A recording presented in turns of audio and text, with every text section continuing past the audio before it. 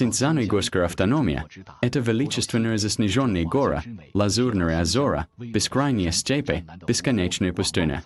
Уйгурская земля еще более обширна и величественна, чем мы можем представить. Увидев его красоту, вы искренне воскликнете: «Синьцзян – прекрасное место». Столица – Урумчи. Население более 25 миллионов человек. Он расположен на северо-западе Китая и граничит с тремя провинциями – Тибетом, Цинхаем и Гансу. Граничит с 8 странами – Монголия, Россия, Казахстан, Кыргызстан, Таджикистан, Афганистан, Пакистан и Индия. Протяженность границы – 5600 км. Площадь уйгурской автономии более 1,5 миллиона квадратных километров. Это 6-я часть территории Китая. Синьцзян равен общей площади Пекина, Шанхая, Хунана, Шицзяна, Анхора, Хубера, Хэнана, Шэньси и Шаньси. Всего 13 провинций и городов. Это крупнейший регион Китая. Протяженность с севера на юг – около 1800 километров, как от Пекина до Гуанчжоу. С запада на восток – около 2000 километров, как от Шанхая до Синин. Рельеф и ландшафт Синьцзяна очень своеобразны. На севере – горы Алтай, в центре – Тяньшан, а на юге – хребты Каракарум, Кунлун и Алтантак.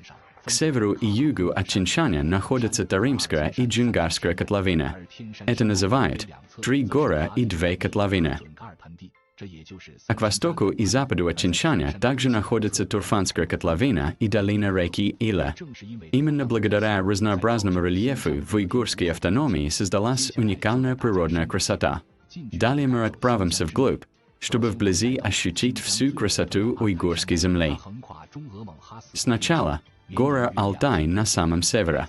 Они на границе 4 стран, длиной более 2000 километров. Влага с Северного Ледовитого океана питает Алтай, создавая уникальные северные пейзажи. Например, озеро Канас. Ведь его вода меняется в зависимости от сезона и погоды. Вокруг золотистые березовые леса, изумрудные сосны и заснеженные горы, словно сказочный мир. Коктакай также расположен на Алтае. Река Иртыш, впадающая в Северный Ледовитый океан, берет начало здесь. Теперь Джунгарская котловина, вторая по величине. Внутри нее вторая по величине пустыня Гурбан-Тунгут. Здесь пустыня и каменистая равнина переплетаются. Потрясающие ландшафты гор и древнее озеро Улунгур – достопримечательности котловины. Здесь же расположено Карамайское нефтяное месторождение. Теперь горы Тяньшан в центре Синьцзяна.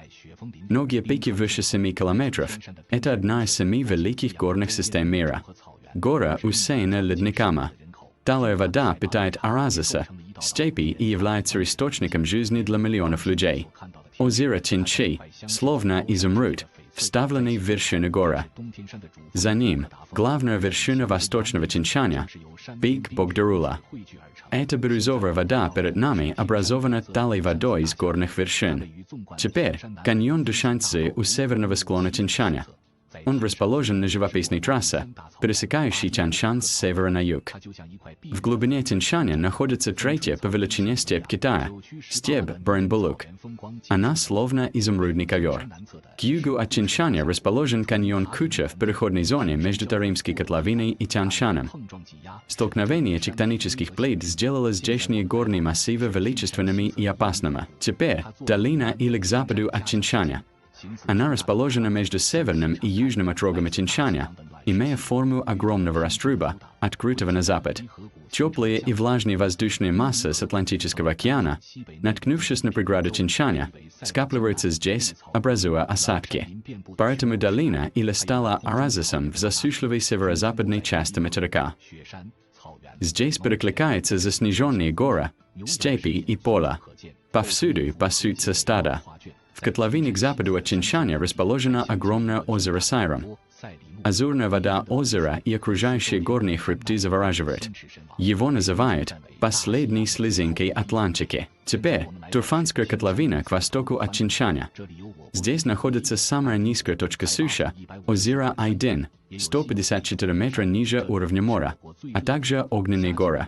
Это самое жаркое место. Температура воздуха до 50 градусов, а на поверхности Земли 83 градуса. Здесь и знаменитая виноградная долина Турфана, источник воды, доллары воды высокогорных снегов. Теперь Таримская крупнейшая котловина между Тянь-Шаном и Куньлунем. Здесь течет самая длинная внутренняя река, Тарим, около 2000 километров. Она обеспечивает половину населения Синьцзяна, поэтому ее называют материнской рекой. В котловине растут туранговые леса. Это дерево 1000 лет не умирает, после смерти 1000 лет не падает и после падения 1000 лет не гниет. Его называют героическим деревом пустыня. В центре котловины крупнейшая пустыня Такламакан. Когда-то здесь был океан. Время меняется, море превращается в пустыню, и теперь это самое засушливое место. В восточной части запретная для жизни зона Лабно, символ таинственности. В истории это было крупнейшее озеро, но из-за пересыхания реки Тарим озеро Лабно и древний город Лорелин исчезли в истории. Рядом крупнейшее пресноводное озеро Баграшколь. Здесь красота, где закатные облака летят вместе с одинокой уткой. Теперь Цинхай-Тибетское Нагорье на юге. Здесь сходятся 4 безлюдные зоны Китая – Алтантак, Чингтан, Хохсил. Это редко посещаемая земля, рай для диких животных. Даже сегодня тех, кто ступает сюда, мало. Высота более 4,5 километров непригодна для жизни, но сохраняет чистоту этой земли. Теперь самая западная точка Китая – Памирское Нагорье. Здесь сходятся хребты Азии – Куньлунь, Каракарым, Тянь-Шань, Гиндукуш. Снежные вершины сияют взаимным отражением. Природа величественна и грандиозна.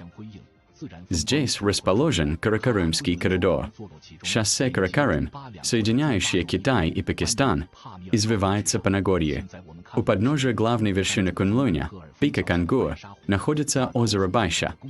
Вздымающийся к облакам пик Кангур является главной вершиной Каракарыма. Вторая по высоте вершина мира, Чигари, а также извилистая дорога дракона стали знаковыми ландшафтами Памирского Нагорья. Нет красивее земли для уйгуров, чем Ватан.